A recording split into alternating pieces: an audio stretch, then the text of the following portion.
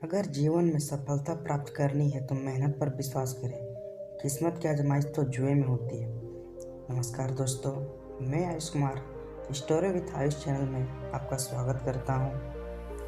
आज की कहानी दो तोतों की है। एक समय की बात है, एक राजा शिकार करने की इच्छा से अपने समूह के साथ किसी घने जंगल से गुजर रहा था। उन्हें काफ़ी देर तक तलाश करने पर भी कोई शिकार नजर नहीं आया। वे धीरे धीरे उस घनघोर जंगल के अंदर जाते गए। वहाँ उन्हें एक जगह डाकुओं के छिपने की जगह नजर आई। जैसे ही वे उसके पास पहुंचे ही थे कि वहाँ के एक पेड़ पर बैठा तोता बोलने लगा, पकड़ो पकड़ो, एक राजा आ रहा है। राजा के पास बहुत सारा कीमती सामान है, जल्दी आओ जल्दी आओ, इन्हें जाने मत दो, लूट लो। तोते की आवाज़ कानों पर पड़ते ही सभी डाकू राजा की ओर दौड़ने लगे। डाकू को अपनी तरफ तेजी से आता देखकर राजा और उनके सैनिक भी अपनी जान बचाकर भागे। वे तब तक नहीं रुके जब तक भागते भागते डाकू से कई कोस दूर निकल नहीं गए। सामने एक बड़ा सा पेड़ देखकर सब वहां रुके। कुछ देर आराम का सोचकर उस पेड़ के नीचे पहुंचे।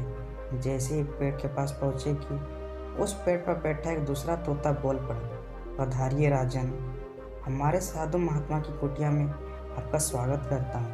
अंदर आइए, जल पान कीजिए और थोड़ा आराम कर लीजिए। तोते की इस बात को सुनकर राजा और उनके लोगों को बड़ी हैरानी हुई और वो सोचने लगे कि एक ही जाति के होने के बावजूद दोनों तोतों का व्यवहार इतना ज़्यादा भिन्न कैसे हो सकता है। राजा बिल्कुल भी इस बात को समझ नहीं पाया।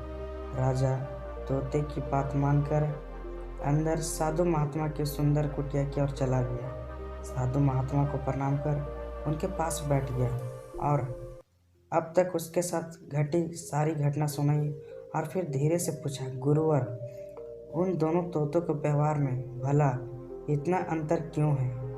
साधु बाबा ने राजा की सारी बातें सुनी और बोले, राजन, ये सिर्फ संगति का असर है, बस और कुछ नहीं। डाकुओं के साथ रहते रहते पहला तोता भी उन्हीं की तरह हो गया और उन्हीं की भाषा बोलने लगा है, जबकि दूसरा तोता कई सालों से मेरे साथ है, इसलिए उसकी भाषा और व्यवहार उस तोते से बिल्कुल विपरीत है। अर्थात जो जिस माहौल में रहता है वो वैसा ही बन जाता है।